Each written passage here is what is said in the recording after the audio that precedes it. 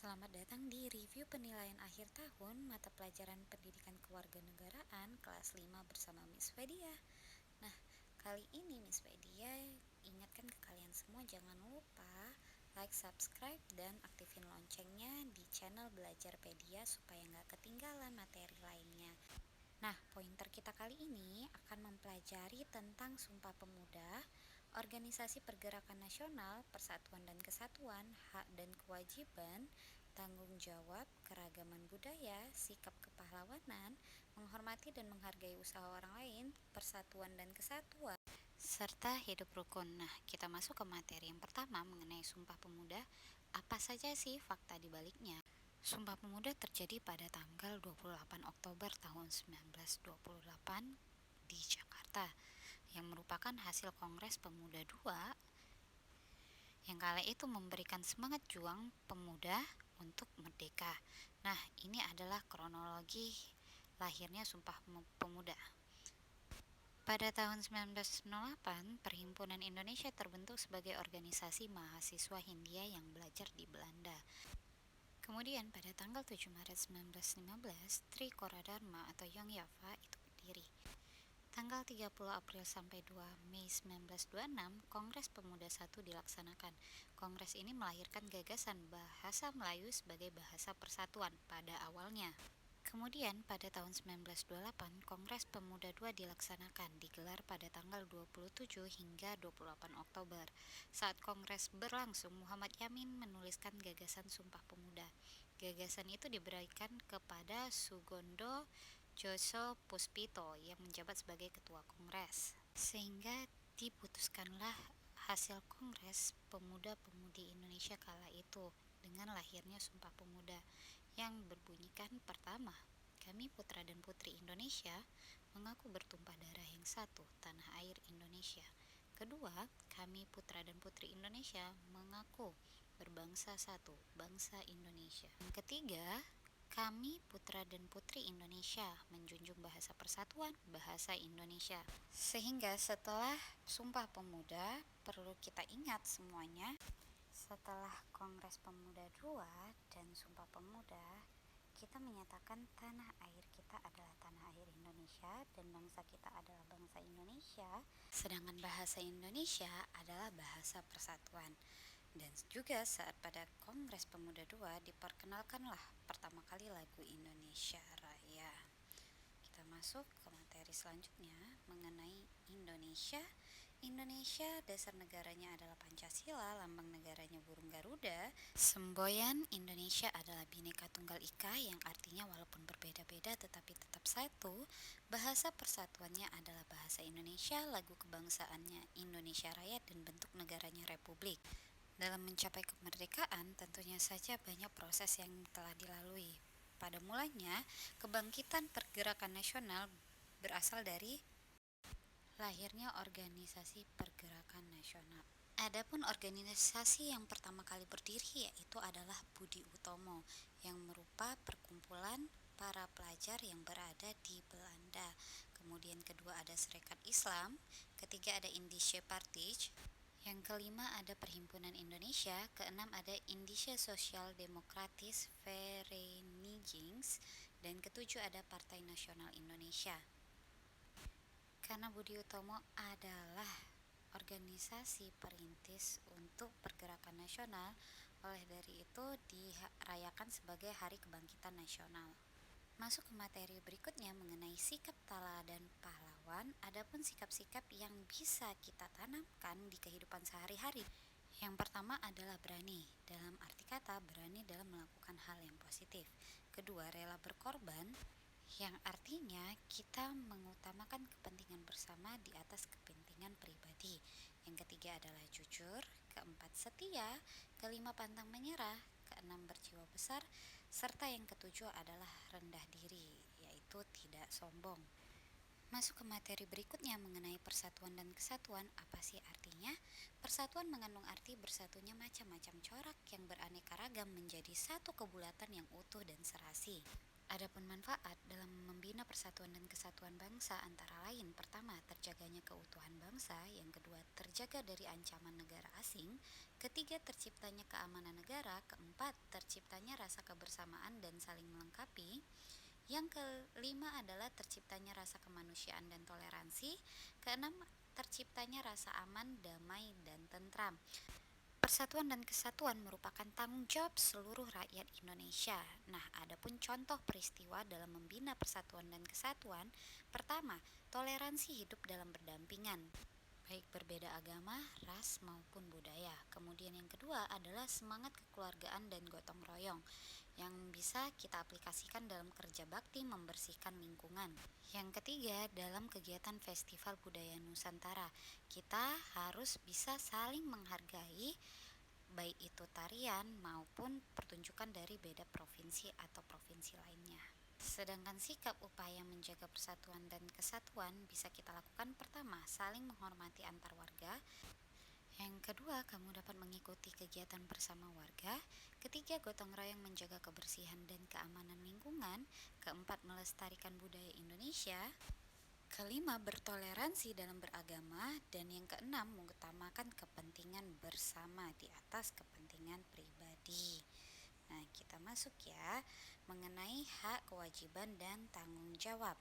Nah, kalian harus tahu dong perbedaan mengenai hak, kewajiban, dan tanggung jawab. Yuk, kita bahas satu persatu. Hak merupakan segala sesuatu yang didapatkan setelah melaksanakan kewajiban. Sedangkan kewajiban adalah segala sesuatu yang harus dikerjakan. Lain lagi dengan tanggung jawab. Tanggung jawab adalah keadaan untuk menerima perbuatan baik yang dilakukan sendiri maupun yang dilakukan bersama orang lain. Artinya apapun perbuatannya kita harus dapat bertanggung jawab. Nah, ada akibat nih apabila kita melalaikan tanggung jawab. Pertama, terjadinya kekacauan. Yang kedua, setiap orang dapat berbuat semena-mena. Ketiga, tidak memperoleh hak. Kemudian tidak dipercayai orang lain dan tindak kriminalitas akan meningkat atau kerap terjadi. Kita masuk ke contoh masing-masingnya. Yang pertama adalah contoh hak. Misalnya saja, Pak Tani berhak menjual hasil panen dengan harga layak. Yang kedua, murid berhak mendapatkan nilai. Ketiga, karyawan berhak mendapatkan gaji atau upah. Yang keempat, anak berhak mendapatkan kasih sayang dari orang tuanya. Dan yang kelima, kita berhak menganut keyakinan sesuai kepercayaan masing-masing tanpa adanya pemaksaan. Nah, berdasarkan konvensi anak, kita akan mengulik beberapa hak anak. Pertama, hak atas kebebasan sipil, yaitu contohnya hak berpikir, menyampaikan pendapat, serta mendapatkan identitas. Yang kedua adalah hak atas lingkungan keluarga. Misalnya, hak diasuh oleh orang tua, hak mempertahankan hidup, hak dilindungi dari kekerasan orang tua maupun pengasuh. Yang ketiga ada hak atas kesehatan dan kesejahteraan dasar. Jadi masing-masing anak berhak mendapatkan layanan kesehatan sesuai dengan standar kesehatan anak-anak.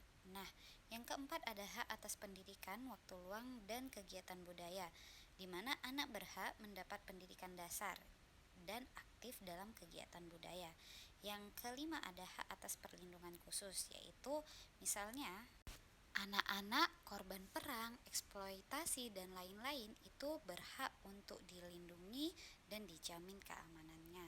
Kita masuk ke contoh kewajiban. Misalnya saja, kewajiban utama seorang pelajar atau murid adalah belajar. Yang kedua, misalnya kita sebagai pengguna transportasi, kita wajib membayar tarif atau ongkos karena kita telah menggunakan jasanya mereka. Nah, yang ketiga, menjaga kebersihan tempat umum bagi masyarakat.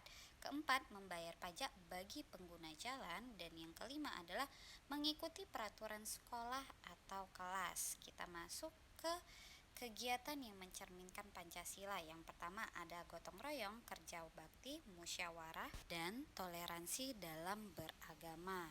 Secara detailnya, adapun sikap pengamalan Pancasila yang pertama, menghargai di sekolah dengan cara bermain dengan semua teman, yang merupakan pengamalan sila kedua, serta pengamalan sila kelima.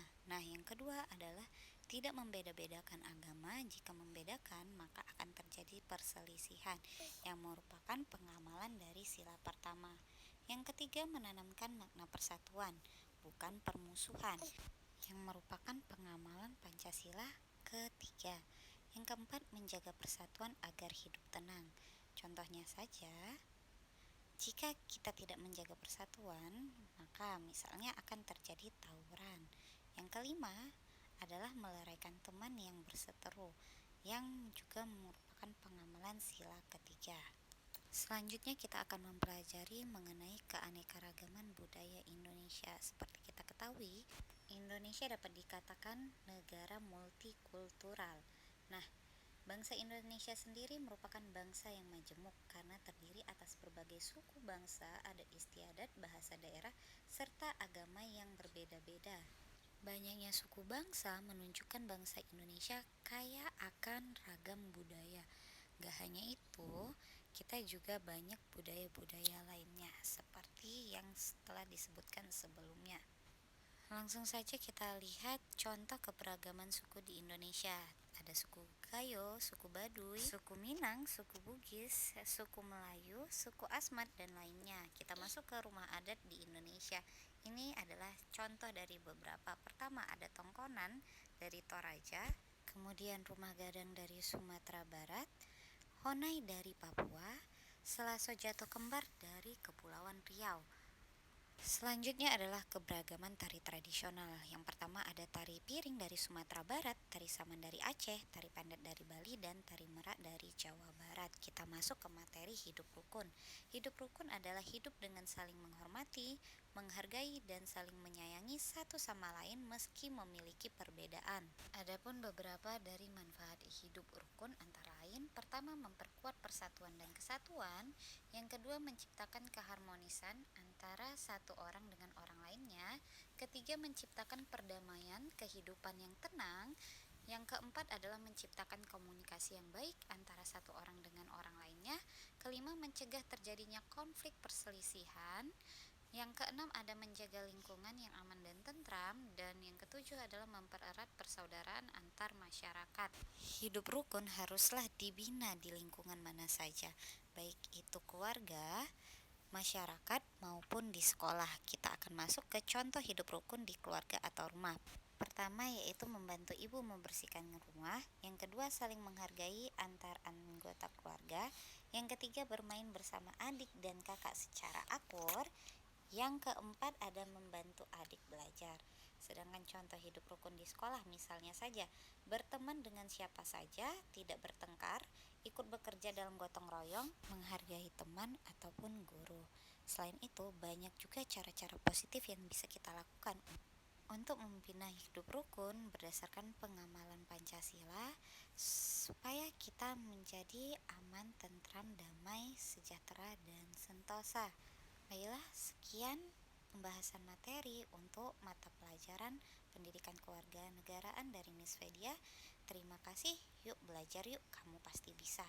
Dan jangan lupa like, subscribe, dan aktifin loncengnya di Belajarpedia Channel supaya kalian tidak ketinggalan materi-materi lainnya.